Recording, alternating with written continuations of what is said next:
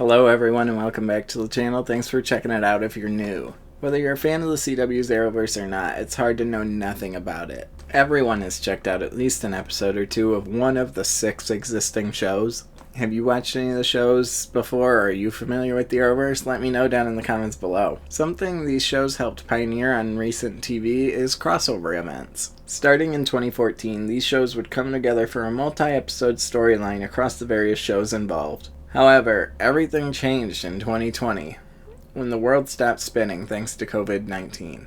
Suddenly, filming these epic events became impossible, with health and safety restrictions placed on the productions. The previously planned 2021 crossover event between Superman and Lois and Batwoman was cancelled, and we wouldn't see these characters sharing the small screen again until The Flash's Armageddon later that year. Even then, that event wasn't a true crossover. It was mostly a Flash-centric storyline with various Arrowverse characters sprinkled throughout the 5 episodes. It looked like we would never see another crossover from the Arrowverse outside of single characters guest starring in other shows.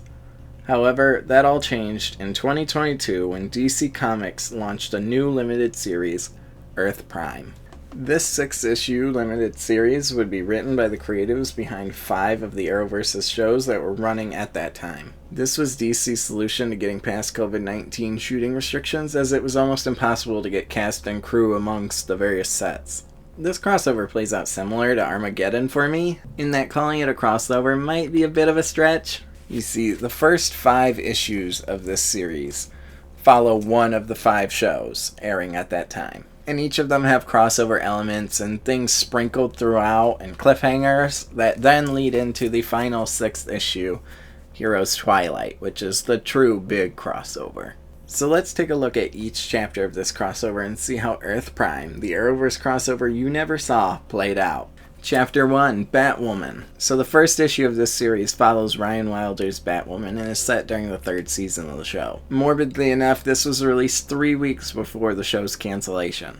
This story plays out similar to how an episode would go, similar story beats, and similar flow and pacing. However, with the benefits of being an illustrated comic book rather than a live-action TV show on the CW, they can tackle things the show probably wouldn't have ever gotten to. Additionally, per the actress who plays Batwoman, Javicia Leslie, this comic is groundbreaking history-making for featuring the first black Batwoman. Ryan Wilder has been in other comics, but she has never donned the cowl in those appearances. Quick recap for those who may not have watched Batwoman or gotten to Season 3. The main storyline of Season 3 was centered around individuals finding trophies from past Batman rogues and becoming the 2.0 versions of them. Some of these were by choice, while others were accidents. We open on a young man named Tanner as he gets infected by Clayface's mud. Immediately, like I said, I don't think there's any way the show could have pulled off Clayface, or at least not in his mud form. They could have definitely done the thing where he always looks like someone, he never enters the mud form, but where's the fun in that? Ryan Wilder, the current Batwoman, attempts to talk Tanner down to no avail, bringing up bad memories of her failure to cure her best friend. Yeah, during Season 3, Mary basically becomes Poison Ivy 2.0. She's infected with her vines, all that fun, all that drama. This all plays out exactly like an episode would, with encouraging words from Luke Fox while she contemplates being Batwoman with her girlfriend Sophie. Actually, now that I say that, I don't think they were girlfriends at that time. That's just me having the hindsight of seeing the rest of the season. While the Bat Fam attempt to find a solution to the current Clayface dilemma, Ryan deals with her own family drama as her brother seizes control of Wayne Enterprises. While picking up her things, Ryan meets Lena Luthor, sister of Lex Luthor, who was hoping Batwoman could help her with a project. Kate Kane let Kara and Lena know that Ryan is the new Batwoman in her stead. Honestly, I don't think that was her secret to tell, but okay. Just like she would in the show, Lena gives Ryan the solution to their Clayface problem via Mr. Freeze's freeze serum. I actually really like Lena's inclusion in this story. She does have really 2 great moments in this comic. At one point, she meets Luke and addresses his counterpart we saw in Crisis on Infinite Earths, to which we then learn that nobody took the time to explain Crisis to Ryan, which I just find hilarious and a little messed up. Additionally, Lena addresses the fact that Kate was chosen as the Paragon of Courage and called the Bat of the Future during Crisis. I really like the way the comic handles this, with Lena essentially saying, yeah, Kate was special back then, but they reset the universe, so now you're Batwoman. It's such a simple and in-character explanation for something fans have wondered since Kate was written off the show. Using Lena's formula, Ryan subdues Clayface and sends him to Arkham until they can find a cure. Unfortunately, that will have to wait as an unseen figure teleports Clayface out of Arkham. I actually like this first issue probably the most out of this series. Like I've said before, this issue plays out exactly like an episode would.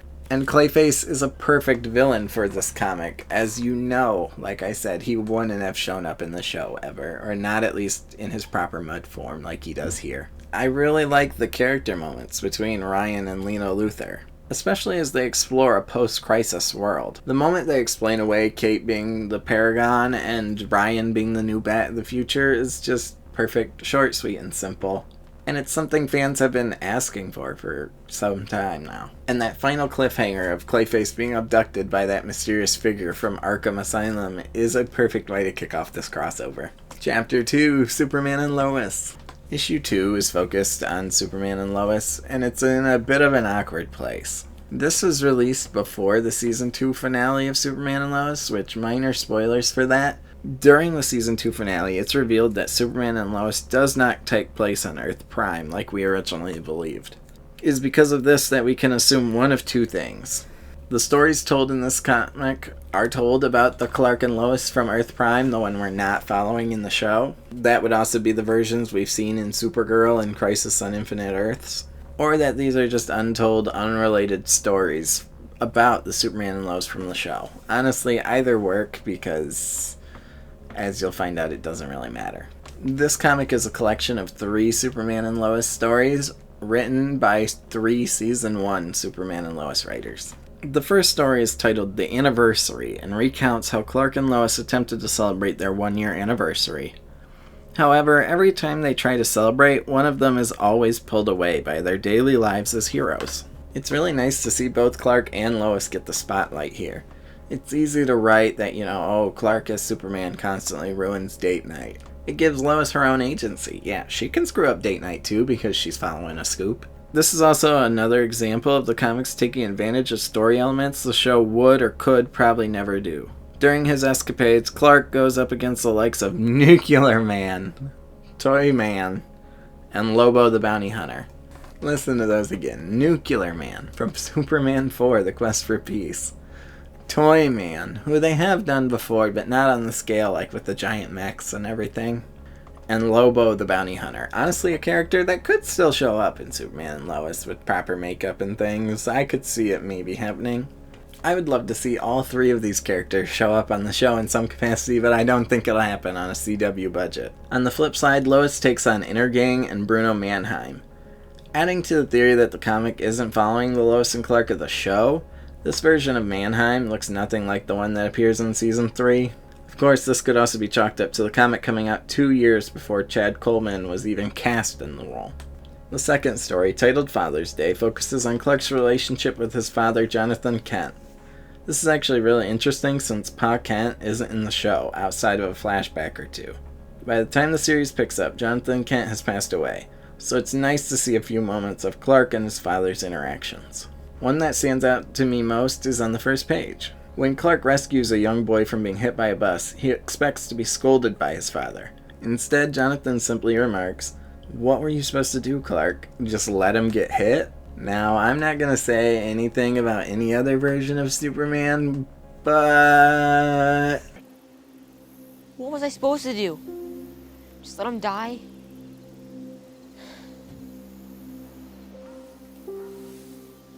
Maybe. Oh, brother, this guy stinks! Over the next few pages, we see that Pa Kent's love of the newspaper is what led to Clark's interest in journalism. The story closes out with Clark remarking that he hopes his father is proud of him for both his work as Superman and mild-mannered reporter Clark Kent. The third and final story, Controlled Burn, opens with a young Clark learning from his father about a farming technique of the same name. The idea behind a controlled burn is to destroy the crops remaining from before to make way for the new. After that, we cut to the 4th of July, where Martha and John Kent are killed in a car accident. That's right, we're definitely not on Earth Prime this time, folks. Instead, we are following the Clark Kent from John Henry Irons' Earth, seen in Season 1 of Superman and Lois. We see this version of Clark grew up in abusive foster homes, was experimented on by the government, and loses his faith in humanity over the years. With all these compounding factors, it's not a huge surprise to see this version of Clark give in to Tal-Rho's offer to take the planet. The story closes with John Henry's escape from Superman's POV. Before he has time to collect his thoughts, the evil Superman is taken by the mysterious figure. I think this entry is interesting in that it has absolutely nothing to do with the ongoing story. The first two stories told are flashbacks into Clark and Lois's lives. Meanwhile, the third story is the backstory of evil Superman. I do really like that backstory, though, because in the show we kind of just meet him and he's already evil. No backstory needed. He just fell and gave in to Tal-Rho. And again, another interesting cliffhanger, as the mysterious figure now has a evil Kal-El on his side. Chapter 3, Legends of Tomorrow. So I have to get this right out. Legends of Tomorrow is probably my favorite of the Arrowverse shows. Not because it's the best one, maybe in quality, but it's the most fun. You know everyone on that set and everyone in that cast and crew was having a blast while making that show. And I think that carries over here into this issue as well. And that being said, this issue is written by two late season Legends writers. Arguably this had the most potential and anticipation surrounding it. This is because the comic was released after the 7th season finale and after the show was cancelled. So this was it. This was the last of the Legends content. If you don't know, the season ends on a cliffhanger that left fans wondering what the future would hold for the Legends. Now, I'm not going to pretend like it gives total clarity and resolution to the Legends, but it is some kind of closure for fans of the series. The first story in this issue is titled The X-Legends of Tomorrow. As the title implies, we get a glimpse into the lives of the former members of the team from earlier seasons. I assume this story takes place during the beginning of Season 7, as Ray remarks to Nora that Nate missed their bro date, and he can't get in contact with the Wave Rider. I love that we picked up with these two because I was really sad about their departure from the show. Ray was a figurehead. He had been there since Season 1, and to finally see him go and leave Sarah and Mick as the last two was kind of a bummer. We also learn that these two are expecting, a fitting progression for Ray and Nora's relationship. The two meet up with some other ex-legends, Jefferson Jackson, Kendra Saunders, and Carter Hall, aka Firestorm and the Two Hawks. It was nice to see the Hawks since they literally flew out of the show at the end of Season 1. We saw Jack's return in the Season 3 finale in the 100th episode. While not the most interesting during his time on the show, Carter serves as a comedic relief in this comic, assuming every problem they run into is due to Vandal Savage. I guess after you spend thousands of years being killed by the same guy, it's hard to let go. The gang also catches up with Mick Rory, aka Heatwave, who left the show in Season 6 to be a better father to his alien children. While the gang catches up, Mick's kids are kidnapped by the in-laws. Now, you might have noticed earlier that on the cover of this comic there is a Captain Cold that does not look like Wentworth Miller. That is because in this comic Jax is handed the mantle of Captain Cold by Mick. This is a cool progression of the character in my opinion, because the whole reason Jax was written out of the show was because what do you do with half a Firestorm that can't Firestorm anymore? It's cool to see the mantle of Captain Cold carry on too. I feel it fits really well with the new versions of the Rogues that The Flash has been introducing post-Crisis. On the way to get the kids, the group also reminisces on their revolving door of enemies and allies. The remainder of the story plays out like a typical Legends episode, but obviously with a bigger budget than the show would ever have. The ex-Legends battle the in-laws and eventually talk them into returning the kids, after which Ray gets a call from the newest member of the ex-Legends, Nate. This was a fun story, and it's nice to see what everyone who left the show has been up to over the last 7 years.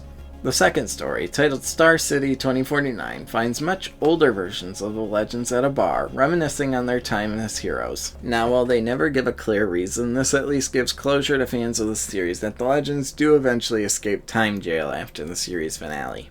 We also see that Wally still keeps in touch with the team before zooming off to help Bart and Nora on a mission in Central City. We might see that later on in this crossover. I know some fans will be disappointed to hear that Wally is still Kid Flash at this point in the timeline, but let's be real, the shows were never going to commit to making him the Flash as well, especially not after Keenan Lonsdale's retirement from acting to pursue his musical career. We also learn that Jack's daughter runs Star Labs now, while Kara is still active as Supergirl. A nice bit of information after Kara's identity is revealed at the end of her show. At the end of this story, all of the legends disappear in a poof of green smoke. An interesting addition to this crossover event is everyone else we've seen abducted has been taken by a bright yellow light. I'm sure we'll get more details on that in the future. The third and final story in the Legends entry of this crossover is called Booster's Day Out. This is set during the Season 7 finale and follows Booster Gold as he attempts to free himself from the Time Police via the Temporal Zone. He also makes the note that he needs to free Skeets, Booster's comic book sidekick.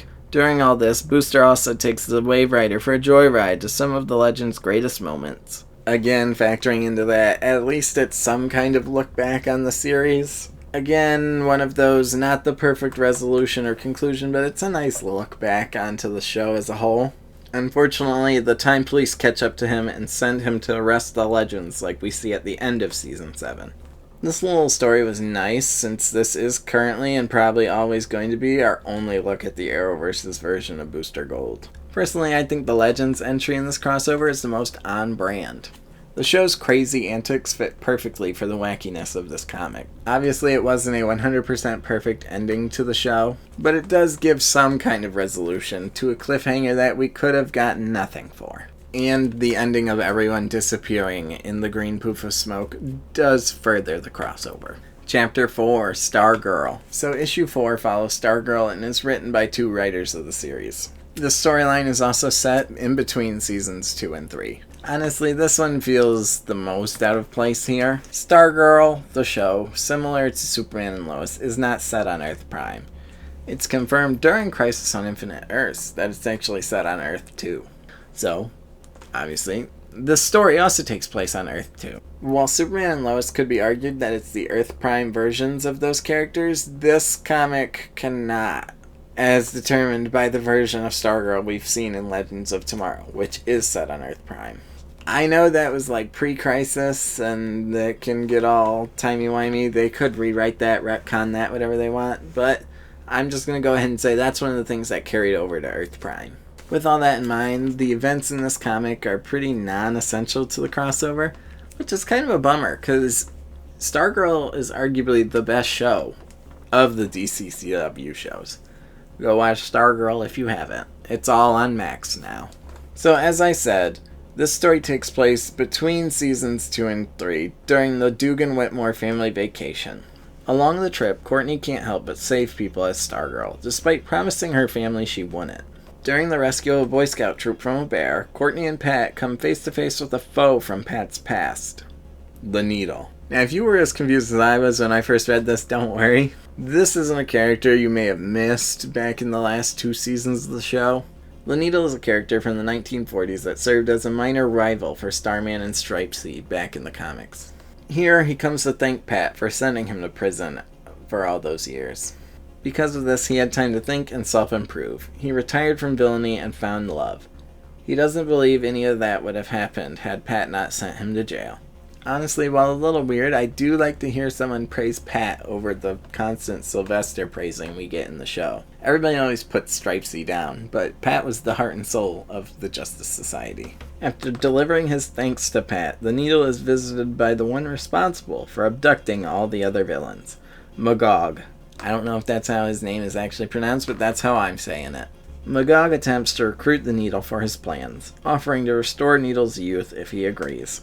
However, the Needle refuses Magog's offer, firing some of his needles at him to prove a point at how useless they are. He remarks that he's satisfied with the life he's lived and won't return to a life of villainy. Though disappointed, Magog lets the Needle walk away, making plans to clone him using the needles fired at him. And that's all there is to Stargirl's entry in the Earth Prime event. There was no classic villain or super interesting world building. Instead, this issue serves only to introduce the Needle for Magog's team, which, if I'm being honest, feels like a weird choice. I guess it could have been due to them not wanting to use any characters from the show, as they didn't want to disrupt any plans or storylines or anything like that, but it just seems off. And to make matters worse, Stargirl doesn't even appear in the final fight, in the final issue of the crossover.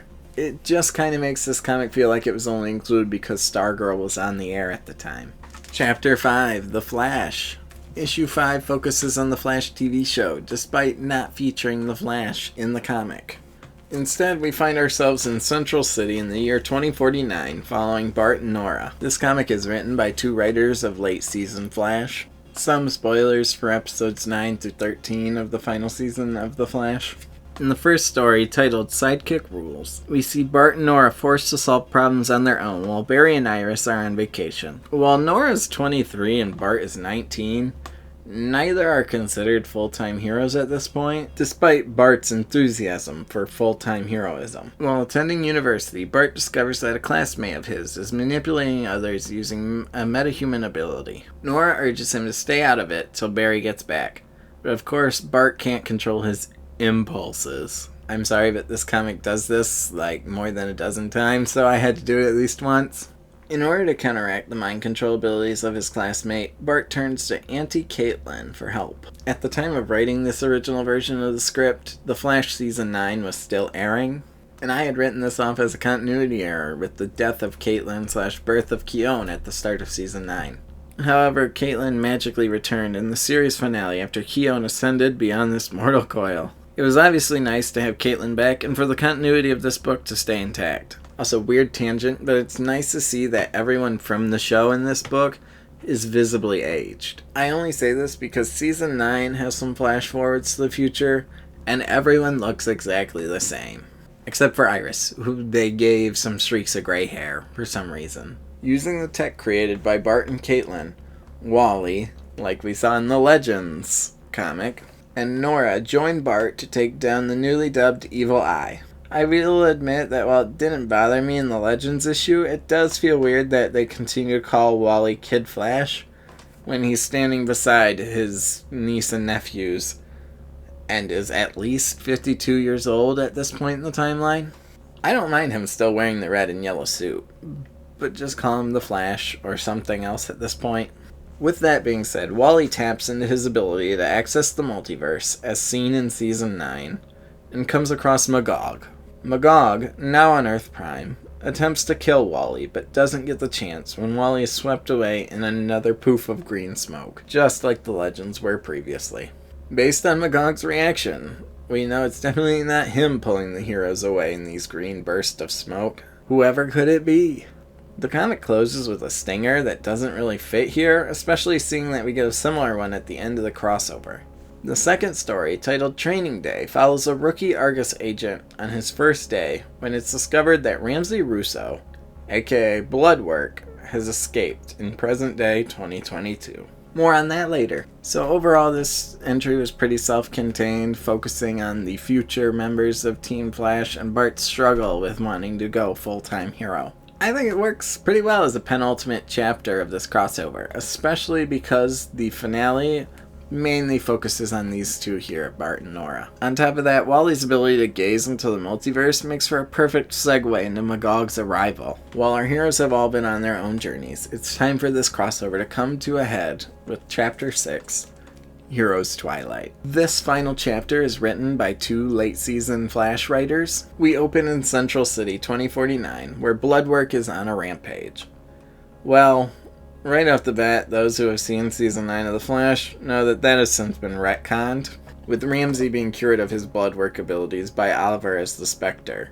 However, you could just wave it away like comic books do, in the last 26 years or whatever, he's got his powers back. Before Bart can rush off to join the fight, Nora stops him, remarking that Bloodwork is a League-level threat. Nice to hear that the League is working together on things like this. I know that was always a question viewers had of, why doesn't Superman just come help Arrow? Or why doesn't the Flash just run over?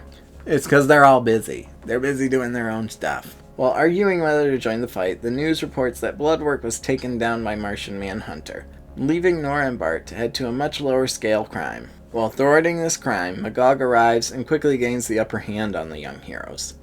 He also takes advantage of his limited screen time to explain his motivations. He's here to humble the heroes and show the people of Earth Prime that they don't need heroes to solve all their problems. Kinda given the vibes of a more powerful version of Cicada, Supergirl quickly joins the fight and gains the upper hand on Magog, while Excess and Impulse head to Star Labs to get some information on Magog's identity. While Chester doesn't have much to offer the duo outside of Magog's real name, David Reed, He does alert them to multiple threats popping up all over the country. Before heading out, we also learn that Magog freed Evil Eye off screen. Nora and Bart join the new Green Arrow, Mia Queen, as she fends off hordes of Star City citizens under the control of Evil Eye. Something interesting to note here is that Mia has a robotic arm, similar to the one we see Oliver using in Legends of Tomorrow. I wonder if this is a plot line that would have appeared in Green Arrow and the Canaries, or if it was just a fun Easter egg because it's a comic book. While attempting to subdue Evil Eye, Mia disappears in another green poof of smoke, leaving Nora and Bart to end the conflict using their lightning constructs, which I personally have a love-hate relationship with. I like that it gives the speedsters something else to do besides just running. However, it can get a little silly and overused in later seasons of the show.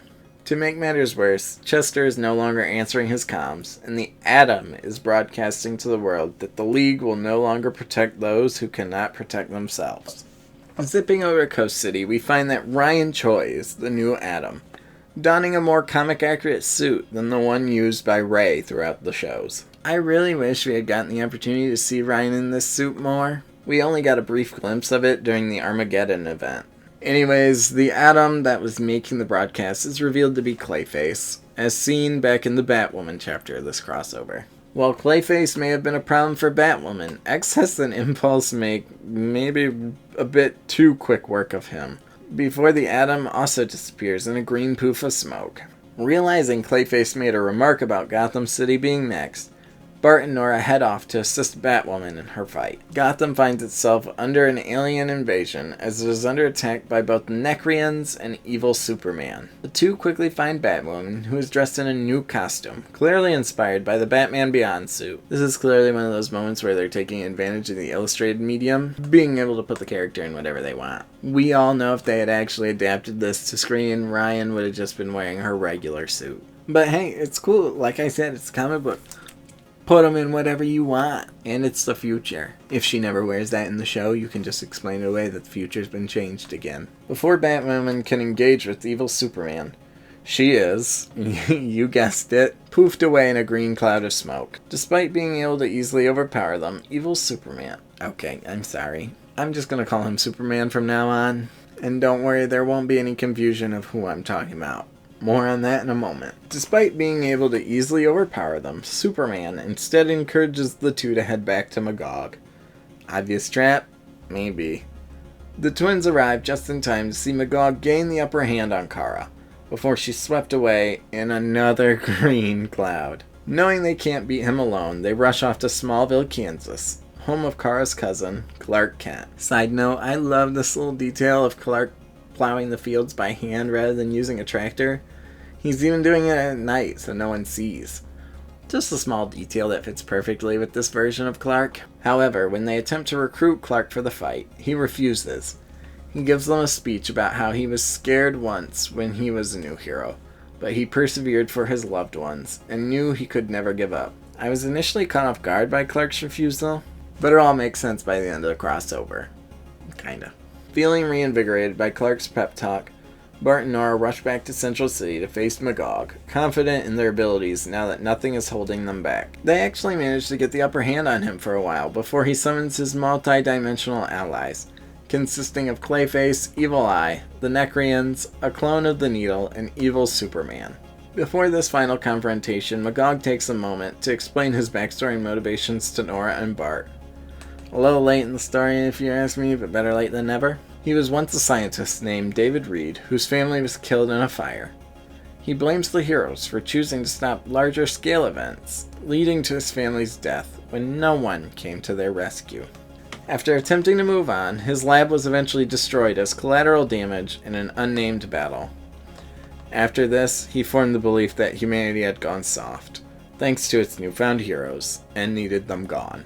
Honestly, I think it's an interesting motivation backstory, the whole heroes make us soft and we as humanity become too complacent idea. Of course, it would have been more interesting had it been fleshed out and appeared a little more versus Magog just being teased at the end of each issue. It also would have been cool if this was reflected more a bit on his team.